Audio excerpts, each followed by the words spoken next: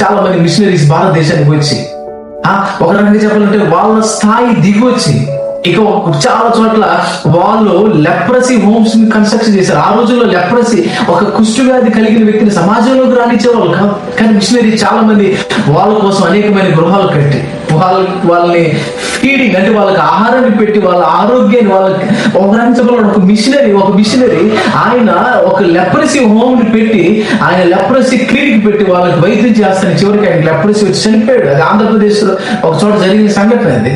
ఇక ఒరిస్సా రాష్ట్రంలో చూస్తే గ్రాండ్స్టైన్ ఆయన లెప్రసీ హోమ్ ని లేదా ఒక సొసైటీలో ఒక మంచిని తీసుకుని వచ్చిన వ్యక్తిని వాళ్ళు చంపేశారు. ఆయన ఇద్దరు పిల్లల్ని. ఇక అతను వాళ్ళే కదా అనేక మంది సమాజంలో ప్రేమ చూపించడానికి అనేక మంది క్రైస్తవ మిషనరీలు వచ్చారు ఈ భారతదేశంలోకి. ఇక మదర్ తెరీసా, ఎంతో మంది, ఫ్రాన్సిస్ జేవియర్ ఆయన గోవాకు వచ్చాడు.